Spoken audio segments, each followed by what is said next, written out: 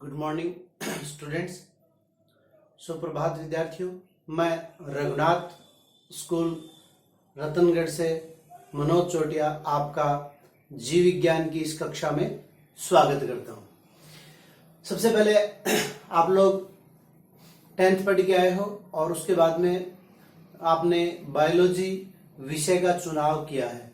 Biology का सबसे पहले अपन शाब्दिक अर्थ समझेंगे कि जीव विज्ञान वास्तव में है क्या, और उसके बाद में जो 11th क्लास में आपके टॉपिक आने वाले हैं उन टॉपिकों को 5 भागों में विभक्त किया गया है। There is 5 units, so we discuss today about that unit. First of all biology. Biology जो वर्ड है वो 2 वर्ड से मिलकर बना हुआ है। कौन कौन से? तो फर्स्ट है बायो एंड सेकंड है logy. Bio means biome and logy means study. क्योंकि ये जो दोनों वर्ड्स हैं वो दोनों वर्ड्स क्या है? ग्रीक वर्ड है। सबसे पहले लेमार्क और ट्रेविरेनस ने बायोलॉजी वर्ड जो है वो यूज किया था। ये अपने को ध्यान में रखना है। साथ साथ अपन एक तरह से छोटे प्रश्नों की भी तैयारी करते जाएंगे, क्योंकि अपना मेन टारगेट जो है वो क्या होता है? 12th क्लास होता है। और 12th क्लास जो है वो बेस्ड होती है 11th पे। ठीक है, तो 11th को अगर हम ढंग से पढ़ते हैं, या यूं कहें कि 11th क्या अपना बेस है। अगर हम अपने बेस को, फाउंडेशन को मजबूत बनाते हैं तो उसके ऊपर चाहे जितनी इमारतें खड़ी कर सकते हैं। अमूमन क्या होता है, विद्यार्थी 10th क्लास बोर्ड के एग्जाम दे के आया हुआ होता है और वो सोचता है कि इस साल 11th में तो मैं आराम करूंगा, थक गया हूं, जैसे बहुत बड़ा काम करके आया, और यहीं पे क्या हो जाता है? कमजोरी होना स्टार्ट हो जाती है। तो हमें 12वीं को ध्यान में रखते हुए तो आप लोगों को मैं बता दूं, 12th क्लास में 56 अंक का पेपर होता है, और इस 56 अंक में 13 जो क्वेश्चन है वो 1 मार्क के होते हैं, यानी 13 क्वेश्चन ऑफ 1 मार्क। और कोई भी टीचर जो है वो पढ़ाने वाला वो यह नहीं बता सकता कि 1 मार्क के क्वेश्चन इनमें से आएंगे। ठीक है, या ऐसा भी होता है कई बार कि किताबों में हमें वो प्रश्न नहीं दिखाई देते, नोट्स में नहीं दिखाई देते। तो ऐसे प्रश्न जो है हमारी समझ के आधार पर, यानी हमने जो समझा है उस समझ के आधार पर हम उन प्रश्नों को कर सकते हैं। हालांकि मैं आपको साथ साथ बताता जाऊंगा अपने को क्या करना है, इन 13 प्रश्नों की तैयारी भी साथ साथ करनी है।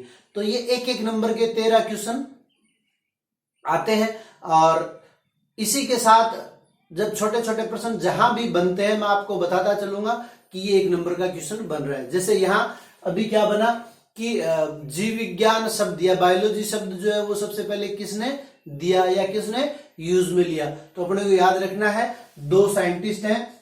एक आपने 10th में पढ़ा होगा, नाम लेमार्क। वंशागति के लक्षणों की वंशागति का सिद्धांत इन्होंने दिया था। छोटी कक्षा में या 9th में आप लोगों ने पढ़ा हो या 10th में पढ़ा हो, जिराफ की गर्दन का लंबा होना, सांप के पैर का गायब होना, इस सब सिद्धांत के बारे में लेमार्क ने बताया था। तो यहां लेमार्क और ट्रेविरेनस ये 2 साइंटिस्ट हुए जिन्होंने सबसे पहले जीव विज्ञान शब्द का उपयोग किया था। अब देखिए क्या है, अपन बात कर रहे थे शाब्दिक अर्थ की। तो बायोलॉजी एक ग्रीक शब्द है जो 2 शब्दों से मिलकर बना हुआ है। कौन कौन से? बायो और लॉजी। अब पहले अपन इसको इंग्लिश में ट्रांसलेट करते हैं। तो bio means biome, logy means study. अब बायोम को जब हम हिंदी में ट्रांसलेट करते हैं तो जीव, और स्टडी का मतलब होता है अध्ययन। तो इस हिसाब से हमारी बायोलॉजी का शाब्दिक अर्थ क्या हुआ? विज्ञान वर्ग आपने चुना है, साइंस लिया है, साइंस आर्ट कॉमर्स, तो साइंस लिया है। अब बायोलॉजी क्या है? साइंस का एक पार्ट है। ठीक है, तो हम ये कह सकते हैं कि जीव विज्ञान या बायोलॉजी क्या है? विज्ञान की वह शाखा जिसमें जीवों का अध्ययन किया जाता है, या अपन यूं भी कह सकते हैं, एक शब्द और लगा दे इसके पहले, सजीव। विज्ञान की वह शाखा जिसमें सजीवों का अध्ययन करते हैं क्या कहलाती है? बायोलॉजी कहलाती है। अब बात करते हैं फादर की, ठीक है, पिता। पहले तो हमने बात की क्या, शब्द किसने दिया। अब बात करते हैं जीव विज्ञान के पिता, फादर ऑफ बायोलॉजी कौन है, ठीक है। जैसे जैसे इसकी शाखाएं आती जाएगी उनमें भी हम बात करते जाएंगे कि इनके फादर कौन है। तो जीव विज्ञान के फादर आप लोगों को याद रखना है एरिस्टोटल या अरस्तु जो है वो जीव विज्ञान के जनक हैं। फादर ऑफ बायोलॉजी अरस्तु या एरिस्टोटल। अब हमारे पास फिर एक शब्द आ गया सजीव। सजीव कौन है पृथ्वी के ऊपर? तो दो प्रकार के जो जीव है वो सजीव है। कौन कौन से आप लोगों को पता है? पादप और जंतु, ये दोनों क्या है? सजीव है, पादप और जंतु, ठीक है। सजीवता के लक्षण आप लोगों ने पढ़े होंगे, मैं एक बार पुनः आप लोगों को बता देता हूं, ठीक है। सबसे पहला उपापचय, यानी वे जीव जो या यूं कहें अपन कि निर्जीवों से सजीवों में क्या अंतर होता है। तो सबसे पहला जिनमें उपापचय की क्रिया होती है या जिनकी एक कोशा संरचना होती है, अर्थात वे जीव जो सेल से मिलकर बने होते हैं। छोटी कक्षा में आप लोगों ने पढ़ा होगा कि सेल या कोशिका, कोशिका क्या है? सजीवों की संरचनात्मक एवं क्रियात्मक इकाई को कोशिका कहते हैं। अर्थात सजीव जो है, जितने भी सजीव है वो सब के सब किससे मिलकर बने हुए हैं? इस कोशिका से मिलकर बने हुए हैं। अब आप लोगों ने पीछे पढ़ के आए होंगे कोशिका की संख्या के आधार पर, क्या? कोशिका की संख्या के आधार पर सजीव दो प्रकार के होते हैं। कौन कौन से? एक कोशिकीय और बहुकोशिकीय, दो ही प्रकार के। एक तो जिनका शरीर सिर्फ एक ही कोशिका से मिलकर बना होता है, यानी एक कोशिकीय जीव, और जब एक से अधिक कोशिकाएं हो जाती है तो उनको अपन कह देते हैं बहुकोशिकीय जीव। जैसे अगर मनुष्य है, तो मनुष्य की अगर बात करें तो मनुष्य क्या है? बहुकोशिकीय जीव है। लेकिन बात वही है कि शरीर किससे मिलकर बना हुआ है? कोशिका से मिलकर बना हुआ है। मनुष्य के अंदर लगभग 10 की घात 14 कोशिका पाई जाती है एक साधारण स्वस्थ मनुष्य के अंदर। तो मनुष्य क्या हो गया? बहुकोशिकीय जीव। अगर हम बात करें यीस्ट, जो कि क्या है? एक कवक है। जीवाणु, पैरामीशियम आप लोगों ने नाम सुना होगा, ये सारे के सारे क्या है? एक कोशिकीय जीव है। इनको भी हम आगे विटेकर के क्लासिफिकेशन में पढ़ेंगे कोशिका की संख्या के आधार पर। तो यहां क्या है? सजीव कौन है? जिनका शरीर कोशिकाओं से मिलकर बना, जो उपापचय की क्रियाएं करते हैं, जिनमें श्वसन की क्रिया होती है, जिनमें पाचन की क्रिया होती है, जिनमें उत्सर्जन की क्रिया होती है, जिनमें परिसंचरण की क्रिया होती है, जिनमें जनन की क्रिया होती है, जिनमें संवेदनशीलता की क्रिया होती है। तो वो सारे के सारे क्या है? सजीव हैं। तो ये दो प्रकार के सजीव कौन कौन से? पादप और जंतु। अब बात करते हैं पादप। पादपों के अध्ययन को कहते हैं, पादपों का अध्ययन हो गया एक जंतुओं का अध्ययन। ये क्या हो जाएगा? अपनी जीव विज्ञान की दो शाखाएं। पादपों के अध्ययन को कहते हैं वनस्पति विज्ञान। क्या कहते हैं? वनस्पति विज्ञान, या अंग्रेजी में अपन बात करें तो ये क्या है? बॉटनी। और यहां मैं लिख दूं सजीव कौन है? प्लांट, और दूसरा कौन है? एनिमल। एक बेसिक या मूल डिफरेंस जो है पादप और जंतु में, वो मैं आपको बता देता हूं। अभी अपन ने बात की सजीवों का पहला लक्षण क्या है? कि इनका शरीर कोशिकाओं से मिलकर बना होता है, ठीक है। अब कोशिका की संरचना आप लोगों ने देखी होगी, 9th क्लास में भी आई है, 10th क्लास में भी आई है। ये मान लीजिए कोशिका है। इस कोशिका के चारों ओर क्या है? ये एक झिल्ली है जिसे कहते हैं अपन प्लाज्मा मेम्ब्रेन या सेल मेम्ब्रेन, ठीक है। प्लाज्मा मेम्ब्रेन और सेल मेम्ब्रेन, ये कोशिका।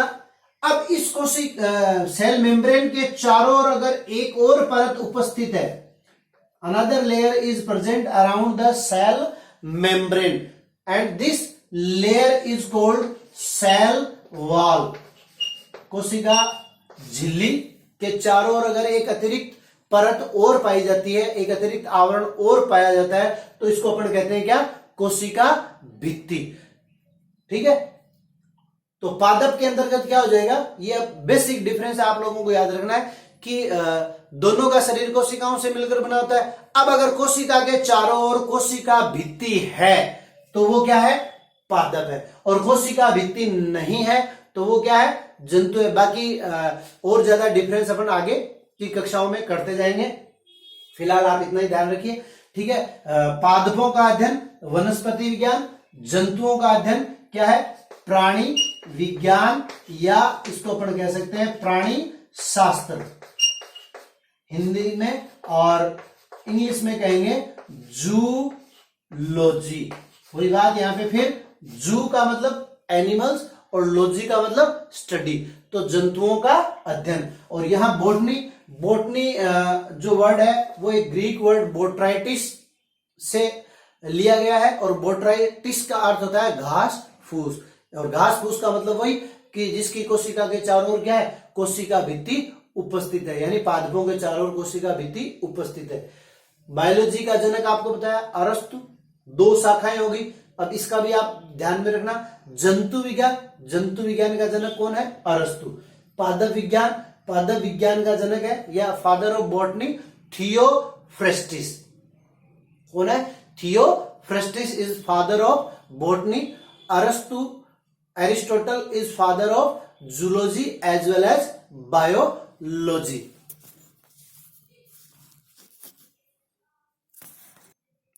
अभी देखिए, ये आपकी जीव विज्ञान की पुस्तक है। ठीक है, और इसमें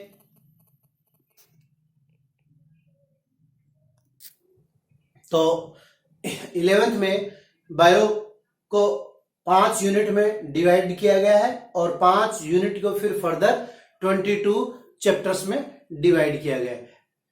फर्स्ट यूनिट है diversity in living world. Living means अभी अपन ने बात की थी सजीव, तो सजीव जगत में भिन्नता। सजीव जगत में भिन्नता का मतलब क्या है? देखिए, आप अपने घर पे जितने भी सदस्य हैं वो सारे के सारे सदस्य भी क्या है? एक दूसरे से भिन्न है, यानी सेम नहीं है। जीव विज्ञान में केवल जो मोनोजाइगस ट्विंस होते हैं, समयुग्मजी यमज, यानी जो जुड़वा होते हैं, और वो भी कैसे? समयुग्मजी, उनको छोड़कर कोई भी 2 सजीव आपस में समान नहीं होते।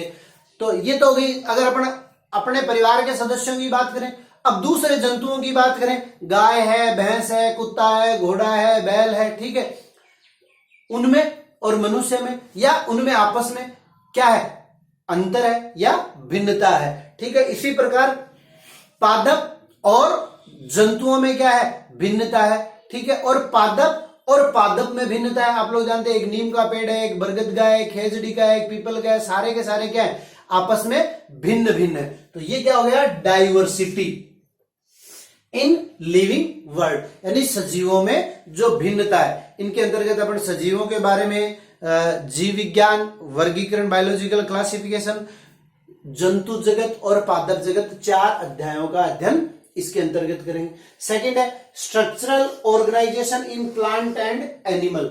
स्ट्रक्चरल यानी संरचना, किस प्रकार की उनकी संरचना है, उसका अध्ययन द्वितीय यूनिट में, सेकंड यूनिट में करेंगे, जिसमें अपने पास 3 चैप्टर है। Morphology of flowering plant, anatomy of flowering plant, structural organisation in animals. Morphology एक वर्ड आता है, तो मोर्फोलॉजी का अर्थ क्या है? मोर्फोलॉजी यानी आकारिकी।